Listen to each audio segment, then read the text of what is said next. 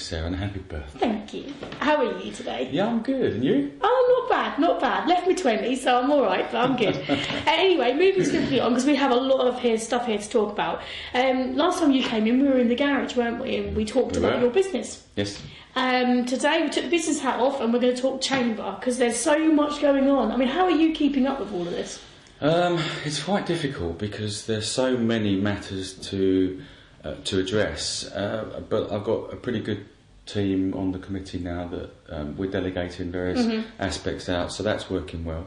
But what people do forget is that it's voluntary, and we do have a day job. Yeah. So there's only so much you can do, but we try the best we can, and that's all we can do. Because how many actually sit on the committee then, the actual committee? There are about 15 of us 15. altogether. And how many members in Felix altogether? There are between 100 and 120 chamber members, which we'd like more, because I think if more people backed it and we had that solidarity, I think that we could perhaps achieve a bit more.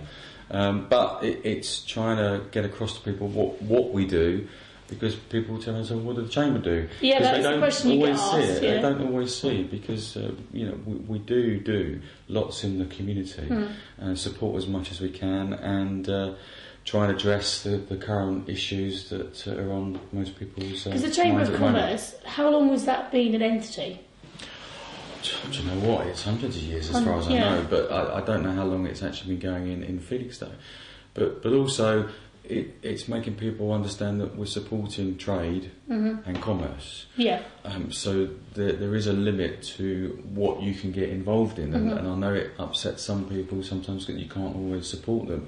But we've got to look at our members and the people that are offering their own business. They need to make a living, and what things affect their business. We've talked about it before: parking, shared space, Tesco's, all these kind of things, which I'm sure we're going to talk about. But it's all those matters that need to be addressed as much as we can, and I think we're recognised by a lot of people on the outside that people want to know our opinions and our thoughts. Yeah. And if I don't know, we've normally got somebody on the legal side that does and can help stand in with those aspects. I think in the last sort of 10 years or so, there has been very much a shift onto the shoulders of the chamber, because beforehand it was always the town council responsible for answering questions, or county even, or coastal, because it's the changes of the times, isn't it? And now a lot of people are worried about finances, people are worried about simply not being able to afford to even go shopping. So it's now come smack down on the town centre, really, hasn't it? So of course, anything that happens to affect the town, unfortunately, people look at the chamber for answers. Yeah, and I think you're definitely right there. And the one thing that we really looked at, and over the last year or so that I've been in the chair, is to see where we can develop the tourism side, where we can help the businesses, how we can engage the community, because that's really important. And the difficulty is also, Sarah, is that people are very, very quick to put you down, and very quick to say you didn't do that right, or why aren't you doing this? Yeah. But where are they when you need them? Because as I said to you, we are all full-time employees, either our own business like myself, or we work for somebody, so we're doing it to help the town. And I think people sometimes just need to step back a little bit and hopefully appreciate what we're trying to do. Because I mean, you get a lot of flack. Obviously, now you are as chairman. I mean, you've sort of come in quite a turbulent time. I mean, there's a lot of comments go around. I mean, they're not very kind to you sometimes in the press. There was an article that kind of stitched you up a little bit, comments on out-of-town shopping. And the other thing as well is some people actually turn around and say, well, how can Andy possibly relate to us? He doesn't have a shop premises. Because you don't, do you? You own from work. Your home is your workplace. Yeah. So some people say, oh, how can you possibly know how the rates affect us and stuff like that? Which to a degree is true, but then of course your shop owners, don't you, in the troubles that they're facing. Well, also I worked in a shop and ran a shop for 20 odd years. So I know exactly how it works. I know exactly what the problems are and the difficulties that we have to face. And we dealt with one of the other big conglomerates that's orange and begins with an S. Yes. And it's got berries at the end. So I've been in that situation. I know exactly what it's like. Let's address that. There are two issues that you've brought up there. One is about the Tesco's and one is about Haven Exchange. Yeah. Haven Exchange from the first point, because that's probably the relatively easy one to deal with. The planning permission was granted for that site 12 or 13 years Just ago. to clarify to the viewers, where is the Haven Exchange? Just because everyone doesn't know that. Right near McDonald's. It's the McDonald's site. Right near McDonald's, just across the way from there. So planning permission was agreed. Now, the constructors approached the Chamber and said, would you support this? There is a pot of money that's potentially available. I don't know if I can disclose that at the moment, but it's a fair amount of money that could be used towards a town centre manager, which would be great for the town, or it could be for helping with parking costs, or to give like a day ticket, that if you've got a ticket for parking in that new complex, then that ticket would be available for shoppers to use in the rest of the town. Now, my view is that if the likes of Next, which is a very reputable company, which has just happened to open up the road, and everyone's talking about it, and a number of other stores that hopefully is not going to compete too much with the high street. The fact that they're prepared to invest and bring business into town, and there's a pot of money for the town available, then I think that's a good thing. On the flip side, we've got Tesco's, which are a massive conglomerate. I don't dislike them. I don't particularly like them. So you could say I'm sitting on the fence. I have my own very personal views. From a Chamber point of view, what we've got to look at is what our members want, or what they don't want, how it's going to affect the town, how it's going to affect trade and commerce in general, how it's going to affect employment, how it's going to affect traffic.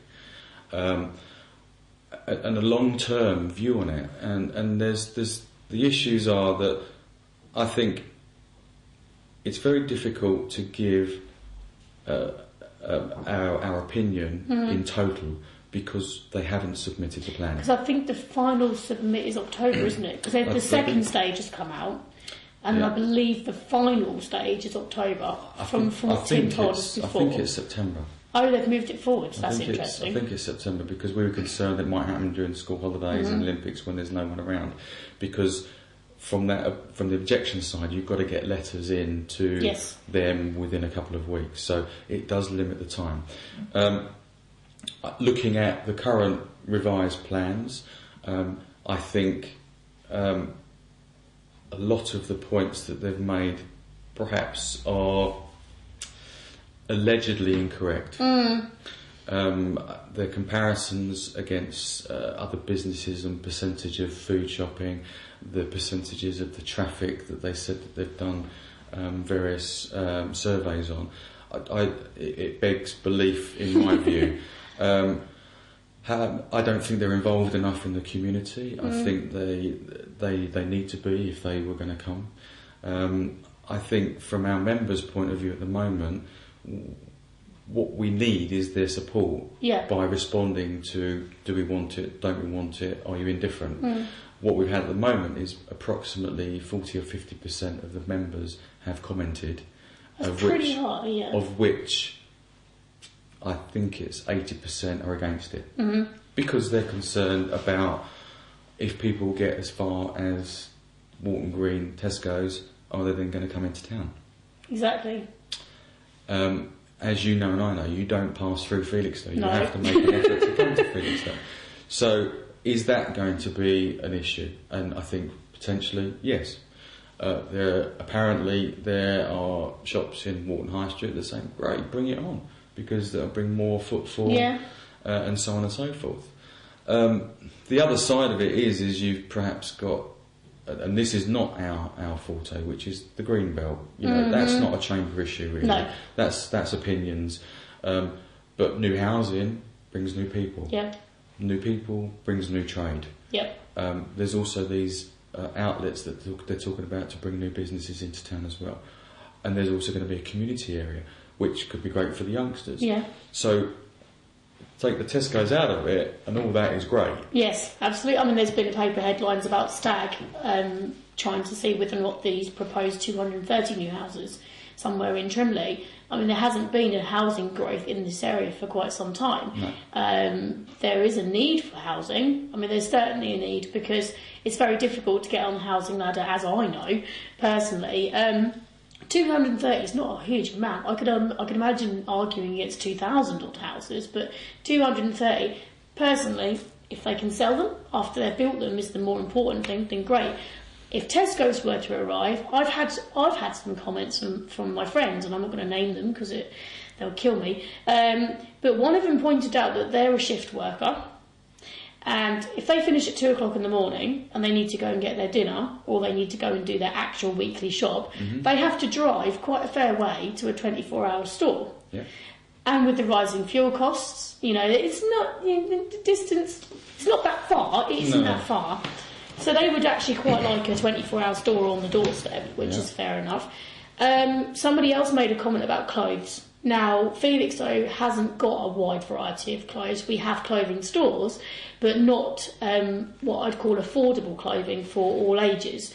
And unfortunately, Tesco's have a very popular clothing range, and a store of that size would have more baby clothes, more, affordable clothing, which people like to do.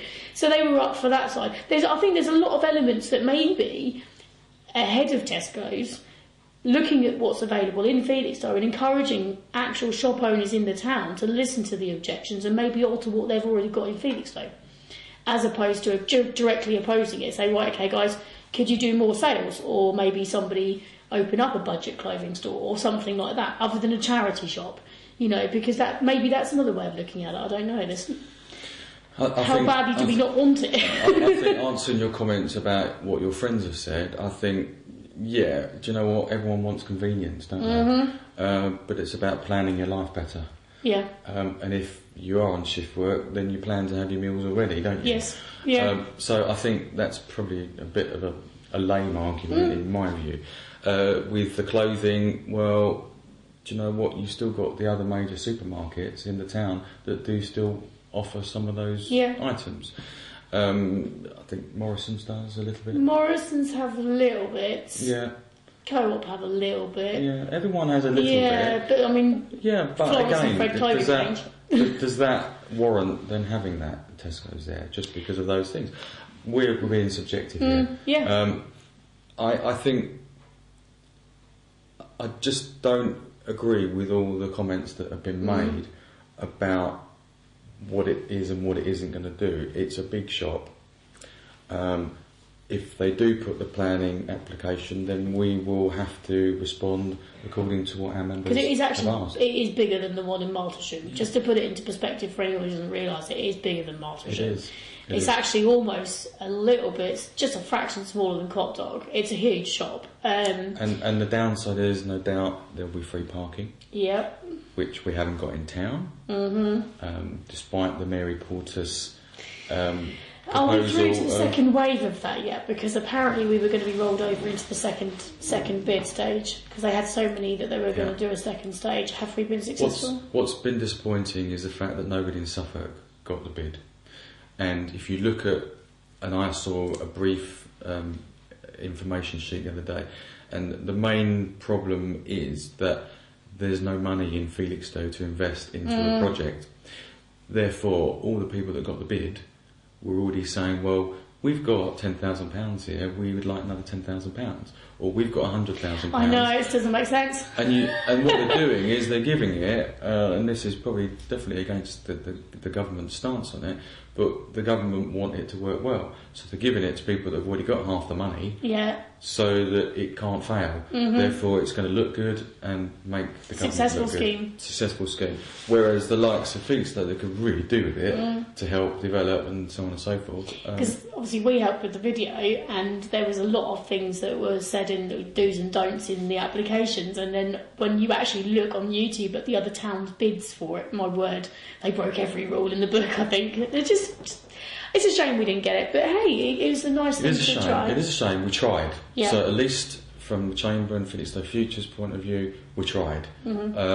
As always, these projects come up last minute, and it's again getting the resources to be able to do it. I think you guys had like a month's notice, not even that, Not fortnight. even that. I think it was really short. Mary Porter wants to give you money, here's your time frame. I think we had a month, but we could only get it sorted within 2 weeks. Yeah. And then that's not good enough. And again, but you've got to be in it to win it. Yeah.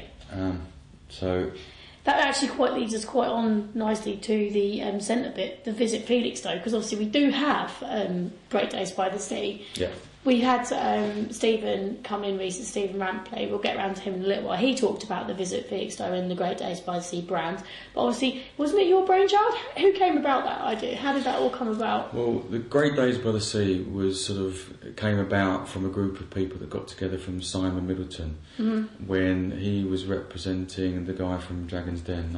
His name escapes me at the moment. But yes, I can't think of the moment. I'll think about it again, Karen.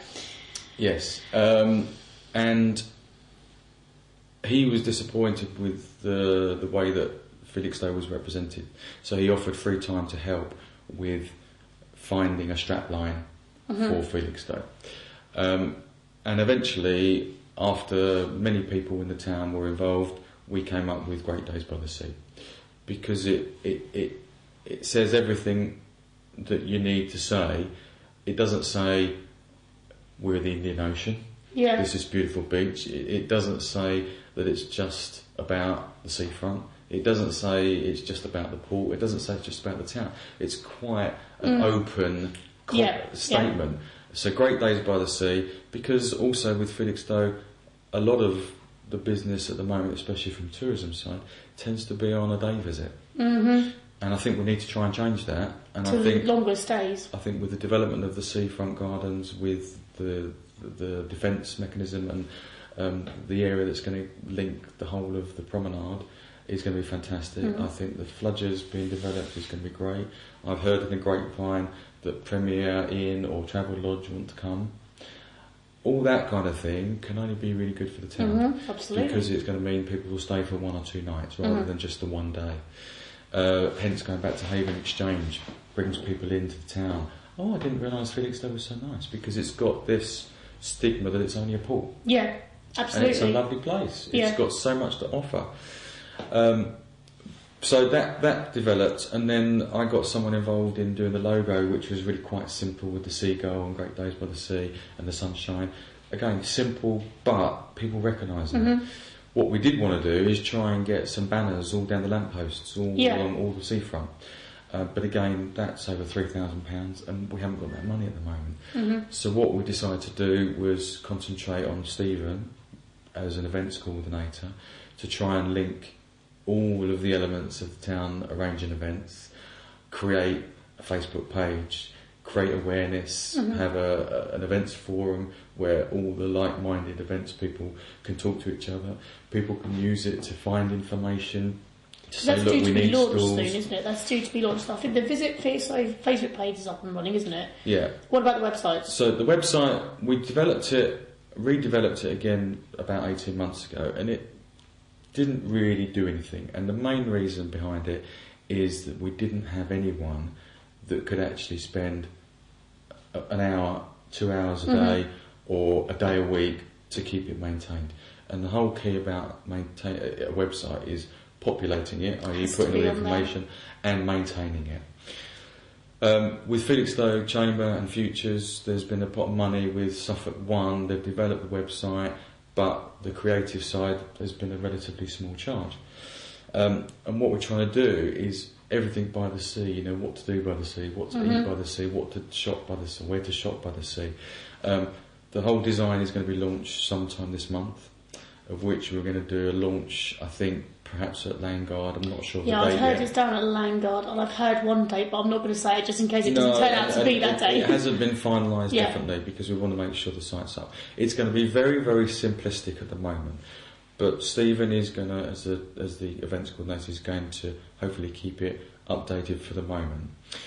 But what we are doing, and as the FBEG group, which is the Felixstowe Business and Enterprise Group, which is sort of a subsidiary of the Chamber and Felixstowe Futures, is how we can help trade and commerce in the town, how we can develop tourism and so on and so forth.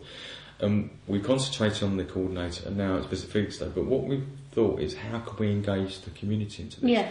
Because unfortunately there's no money.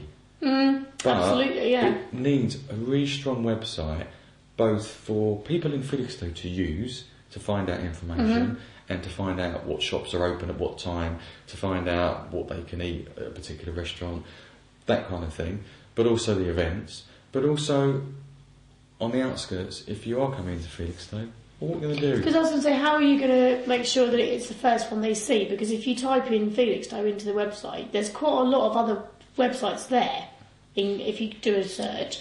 How are you going to set that one at the top? Because obviously if it becomes on page 2 or something, it's never going to get looked at. So I take it the college are working very hard to get it. Well, the college aren't top. doing that side of it. It's the guys that are building the website, and they'll have some kind of search engine optimisation in there. I think Visit Felixstowe is a very strong brand.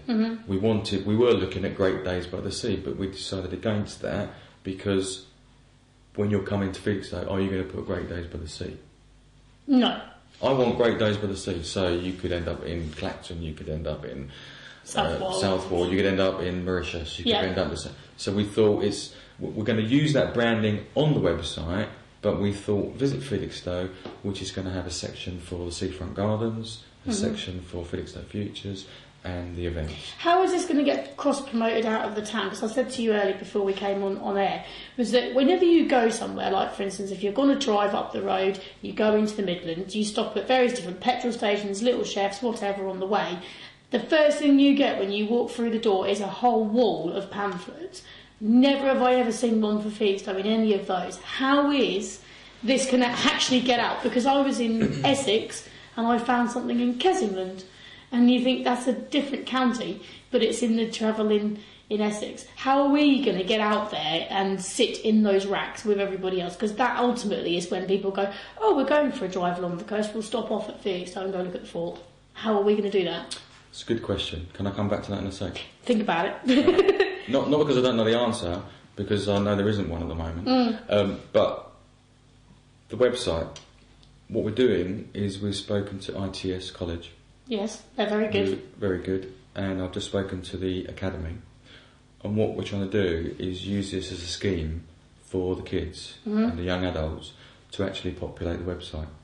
So, for example, they go along to Ben Cotter's or the Alex, they make a phone call to make the appointment, they go and see Tim or one of his staff, and they have a sheet in front of them and say, right, what's your telephone number? What's your social media? What do you sell? What are your opening times? And that's going to be a free facility for every single business in Felixstowe. Starting with the main part of Felixstowe, probably the high street shops. Then it will be the likes of the businesses above the shops, and then it will be the likes of the tradesmen. There'll also be a form that's available for anyone that wants to be involved, that they can complete it and send it through. We try and engage the kids to get out there, get some work experience with a project that I think could be really beneficial to them. So how are you going to engage your local community media in this then? Well, the media are ready to actually put a press release out to actually get all of the businesses aware of it. I just need the final nod from the two, which is the academy have pretty much said it. I've said yes, but we need to get that tied up. But everyone's really excited about it because everyone's putting together. It's not going to cost anyone particularly any money apart from the odd phone calls. We've got facilities to use the phones in the town hall and in ITS College. The older students, you never know, there could be benefits of them getting employment. Absolutely, the younger students are going to get great work experience. And on the web page, rather than having this page being designed, watch this space, it's going to have the community are going to be involved. Hopefully ITS and the academy are going to be really involved in this. And they can then load the stuff on the website. They can get involved in the next stage, which might be that we want to put some adverts on there. It may be that they'll do a survey afterwards. You know, how's the website working for you? Yeah. Because as a chamber and a lot of the other groups in the town. Who's got the time to do it? Absolutely. The students perhaps haven't, but that goes towards their Ticks the academic boxes. Absolutely, yeah. career. They get work experience. We were talking about Graham yesterday. Graham Newman and I were talking about the kind of encouragement of children to get them into other working environments and to see the benefits of it. And that's an opportunity where they can actually go into a hotel and talk to the staff and actually see that actually they might like it. It also opens doors for them, which is great. Not only that, but how many students actually know how to use the telephone properly? Because a lot of them are using text and email. Yep. How many people know how to do an interview or be interviewed? Not many, unfortunately. How many children and young adults know how to present themselves both verbally, physically, and what they're wearing? I quite like just wearing a shirt and a suit without a tie, but there are times when you know that you put a tie on. Yeah. Certain situations you do, certain situations it's not such an issue. But you've got to present yourself, and this is all going to be a fantastic experience for them. Plus, it's going to help the businesses. Plus, it's helping the community. But it's all I think it's a win-win situation. I mean, it's a win-win situation, but it's kind of back to my question initially. It was, how is this going to get pushed outside of Felixstowe? Because this is great. I mean, if everyone engages in it, fantastic. But what's the point of having an all-singing, dancing website? Fantastic branding, fantastic logos, huge community involvement. If nobody outside of this peninsula knows about it, how is it going to go out of the town? I mean, is there going to be campaigns? That is going to be the next thing to discuss, really. As you know, the Chamber have been behind the Felixstowe Guide. Yep, absolutely, yeah. And the co-op have been brilliant, because what they've done is when they're doing their deliveries to the other shops in Suffolk and Essex and various other places, they've been taking a box of these booklets and taking them to their stores. Now, that's all been done free for us, which is fantastic. So there's been no delivery, and let's get it out there, because those booklets need to be in Aldeburgh, they need to be in Southwold, because the town needs that recognition. It needs to be further than that. I mean, it really does. It's sort of a case of, if anyone's going on holiday anywhere in the UK, give them a bunch of the town guide and say, would you mind offering? Yeah. And we had a bike show recently. They were all being given out on that particular day in between the rain clouds, as as I was holding up your gazebo. which is not passed away now, I'm afraid. Oh no. But yes, that is an issue. But I think what we do need to do is, first of all, get it launched, get some promotion behind it, get the kids involved to hopefully populate the site so that all the businesses are on there. Mm-hmm. Once it starts the ball rolling, I'd like to think that the likes of certain particular shops might want a link to their own website. If they have that link, then maybe we'll make a small charge. Mm-hmm. Maybe they want a full page advert, we'll make a charge. And that potential money gaining is not for anyone's benefit apart from the town. Exactly. It will go into a pot to either cover the cost of employing somebody to maintain the website or to promote it, whether it's by adverts, by leaflets, whatever it may be. Again, the newsletter that is being done by the events coordinator hopefully is going out to quite a wide area outside of Felixstowe as well. If it's not, we need to make sure that we do that. Yeah. But it's a case of, don't run before you can walk. Absolutely. It's great to go down the road and say, let's promote it, let's do this, that and the other, and it's not really ready yet. No. But I think it's a fantastic opportunity, and I think businesses really need to get engaged in it. Help the students, take them under their wing. They're going to be nervous as hell. Oh, yeah. But take them under the wing and give them a hand, because it's in their interest. Mm-hmm, it's in the students' interest, it's in the school's interest, everyone's interest. We've got 3 more things just to briefly go over. Additional car parking spaces. They have been unveiled now, haven't they? There has been some new road signs put up and yellow lines eliminated. That's been finished now. Which they've been talking about giving, I can't remember how many it is, but X number of free spaces. I believe John Goodwin did list it in one of his interviews. He did, but forgive me, I can't remember what the numbers 80. are. But one of the things that the Chamber and one of the committee members is behind at the moment is speaking to Andrew Nunn, who's obviously in charge of car parking, and actually putting a proposal forward to say, we asked when the Mary Portas scheme was unveiled, look, she was suggesting free parking everywhere. Yeah. Okay, it's not expensive parking in Felixstowe, No. and there are quite a number of free places, but there is a lull in the footfall. It is quite considerable. It's shocking. I said to you earlier on, after 2:30, 3 o'clock time, the town is dead. There's about 5 or 6 people milling He said, well, why don't we sort of put forward 3 after 3? Mm-hmm. Which is quite a nice sort of... It rings quite well, doesn't it? It's a nice little brand, though, and we're putting that forward to Andrew Nunn with proposals saying, let's give it a year's trial. Mm-hmm. Even if they charge an extra 5p on the other costs, but they gave that free time, and then we can push a bit of PR out there to say, we've got free parking, 3 after 3, so it's just after when the school's finished. Yep, they can pile into the town, which is what they used to do. I mean, they used to be that. Kids can get their shops, their clothes, their books, their whatever it may be, and I think again, it's only we've just all got to get behind it.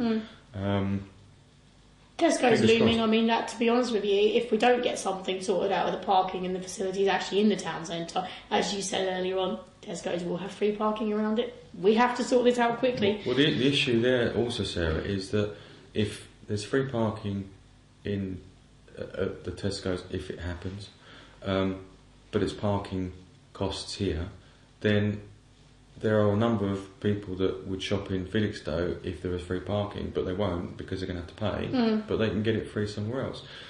And the revenue that comes from that parking is going to go right down. Yeah. Because people aren't going to use the car parks as much. True. If they don't use the car parks, then that member of staff that was trying to keep their job by keeping the prices high possibly is looking at being made redundant. There's so many ripples nowadays, it's ridiculous. It's one of those things where I think they're more apparent now. They're more in the forefront of this will directly have a knock-on effect on this. I think people have never really been aware of it. We've been quite comfortable and complacent in Suffolk for too long. I agree. And I think the recession has really woken people up and said, oh my goodness me, I've argued for the last 20 years about parking behind Marks and Spencer's for 20p. Shock horror, it's gone up to 80p for half an hour.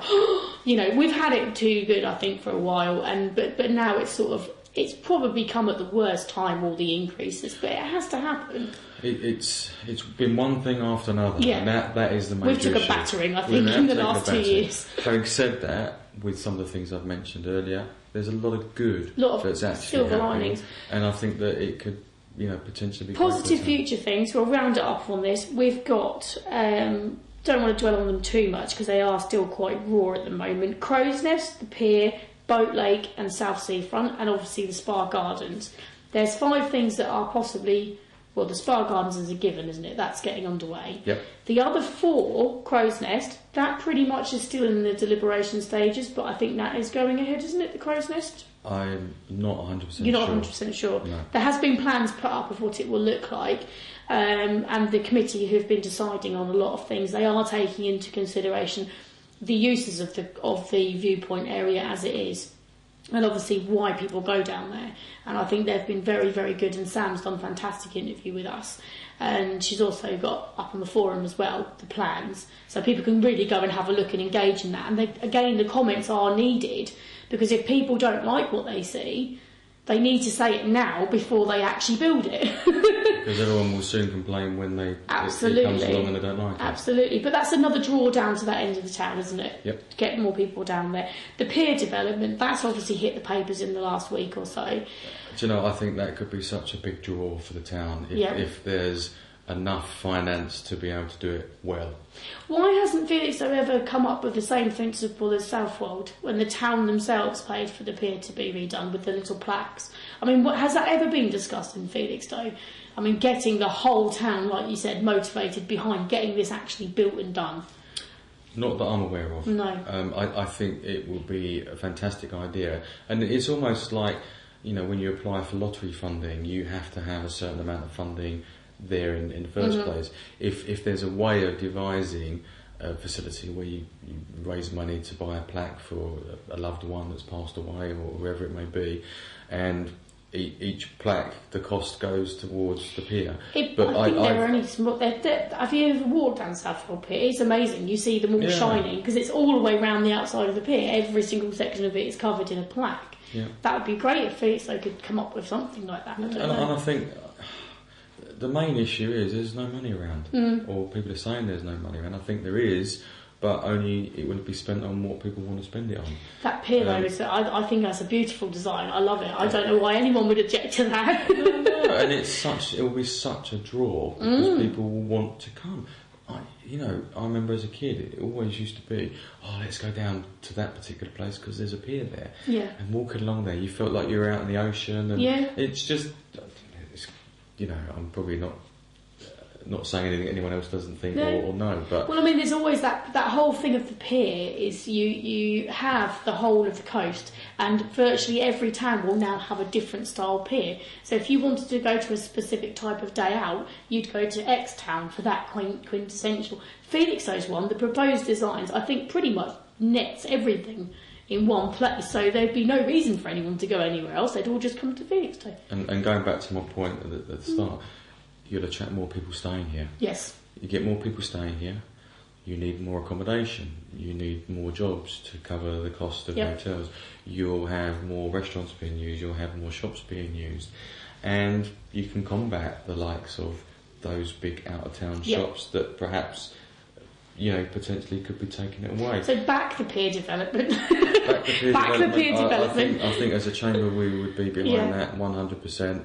I think that could only be a fantastic draw for the town. And then that hopefully the rest of the seafront because obviously South Seafront needs some TLC. I think there's been about 4 or 5 years now that's been in the planning stages. Is it ever going to get built? Because there's been new plans put out for housing, recreational areas, down around where the Martello Tower is. How far along is that from a chamber point of view? Do you know about anything much about this? Well, I've heard that the estate through the grapevine is going to go ahead, which I think new housing, as long as it's half decent and it attracts people to live in the town. Again, it's going to bring people spending money in the town.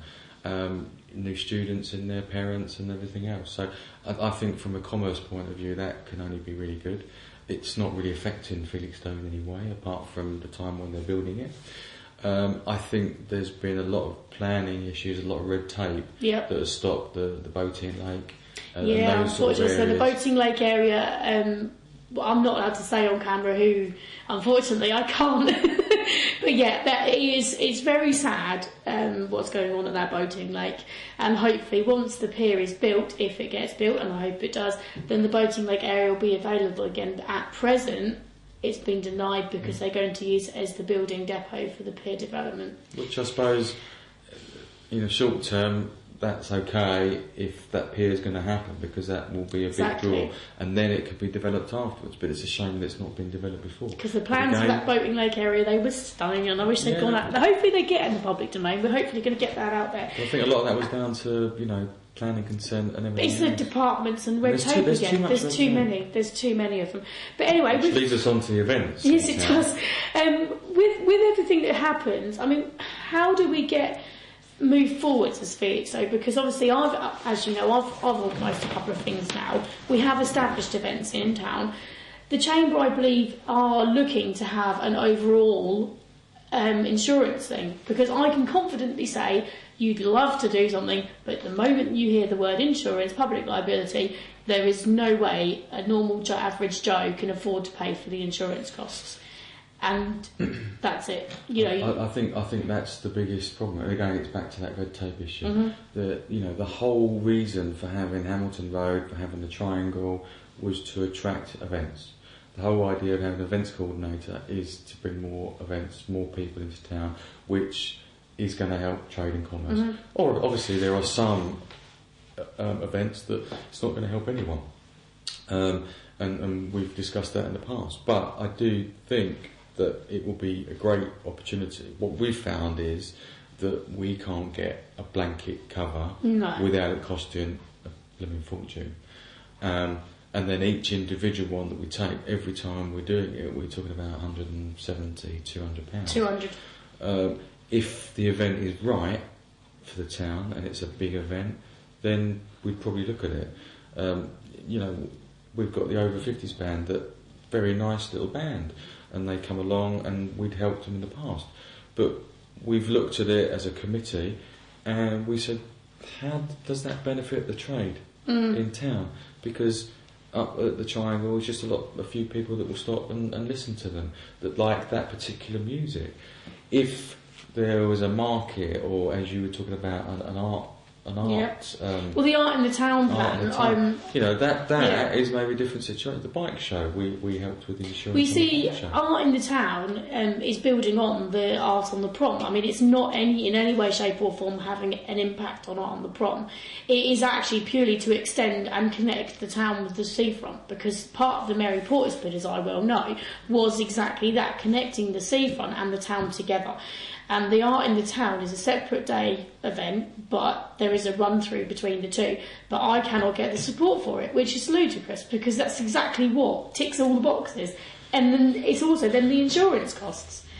But then again, in the future, when you've got other things like the carnival, again, like for instance, the carnival would love to have a bigger, longer time, Friday, Saturday, Sunday. There has been discussion on that on the committee, as I know. But again, it's the cost of the insurance and the backing of it. More events actually in the town centre itself. I mean, it costs a fortune to insure it. Road closure, not so much of a problem, £40. Yeah. But then it is that ultimate backing, and like you said, we're not utilising that space. No. Nobody's supporting the plans to use the space, I think, is the best way of putting it. Because I think what we need a few really great people in the town that perhaps semi-retired or retired, that have got the time to actually come along and help. But why though? It's the young people. It's like myself. I mean, I've put myself forward so many times, and fair enough, the people who are retired have got the time, but the longevity of the events, actually establishing them and keeping them in the town, resides on the shoulders of people of my age group. What I'm saying is that if you are instigating it, and then you've got those people that can actually do the donkey work for you, so you can concentrate on what you're good at, and they can do the donkey work to actually help, because the shops in the town, they want to support it, but when have they got the time? Yeah, absolutely. We have people that struggle to get to a committee meeting once a month. I have lots of meetings, that I go to that people aren't aware of. I had one with the Academy this morning. Yeah. It's trying to fit everything in, and if you've got somebody that actually can say, well, look, I can help with that, put their hand up and volunteer, and try and actually push forward for Felixstowe. And this is the whole reason we've had to get the students involved in the Visit Felixstowe. Who is going to do it? The thing is, I find that there's lots of different stuff that's coming up at the moment. Lots of farmers markets down at Manning's, which is great. That's a draw down that end. But they struggle to get stallholders every week. Yep. You've got the adage of the Felixstowe events team, Brian. He's been desperately trying to get things off the ground, but again, people aren't signing up. It's also a case of the economy side of things, bringing money into the town. I spoke to everybody who attended the May event, all the stallholders that I had in the high street, and I went and spoke to the shop owners as well. And most people made money on that day. There was a couple that said they didn't, but because they were fine with it, they liked the fact the town was full of people. They were quite happy to have made a little bit of a loss. Why is it, whenever something is trying to get off the ground, that the first thing people say is, what am I going to get out of it? Why can't they just simply embrace it and see what happens? And do you see what I mean? Because it's always a problem. It's just the first question, what am I going to get out of it? I think it's always the old with him, isn't it? What's in it for me? It's the way I look at it, and the way I look at my business is you've got to speculate to accumulate. And if you can do good things and you can promote events and you get more people into town, if they like it, the event, they like the town, they'll start liking the shops, and more than likely they're going to come back and they're going to want to shop in those shops. The people within the shops, as long as their premises look smart from the outside, they've dressed the window nicely, they're not complacent, and they try and sell. But it's just about the students again. It's having that confidence, being polite, and I'm not trying to tell them what to do, because they all know what to do. But you've got to grasp these opportunities when there are good events. The feedback that I had from the May event afterwards, I was actually quite proud of, from the point of view of there was a couple of people said to me, we'd never come to Felixstowe, we'd heard it on BBC Radio Suffolk this morning, we'd heard it on BBC Radio Suffolk during the course of the week in other sites. They came down and now they are regularly shopping in Felixstowe. And I thought that was just brilliant. That ticked one box for me, and that's great. It's a great achievement. The press releases afterwards have been great as well. I mean, it's all about having a constant thing going on, and I just, from my point of view, is I think everything should tie itself together quite neatly if everyone just simply says, okay, then let's just back this and see what happens. Speculate to accumulate, embrace it, say yes to most things, no to a few other things, fair enough. Yeah, I think it's getting the right type of events, but I think if people are prepared to have a go, then we've got to support it and get behind it. And yeah, there's always going to be the odd objection. There's always going to be someone that's going to be upset about it. Yep. But the majority of people are going to gain from it, including the locals, including their friends and relatives that say, oh, we'll come down when you've got your May event again, because that was great. Or we'll come down when hopefully we're hopefully tying the May event to the culture fair next year. Hopefully, because one decision was the fact that the May event was so popular, that why not back them up with the culture fair and have something even bigger. So that's currently what's on the committee at the moment for the culture fair and May event next year, is to double them up. Talking about the culture fair, they had to pull the plug on it. I know, that was really sad. I went to the meeting and sat there and we all sort of said we can't do it. And that's so sad. We had a Christmas bazaar that we were trying to organise.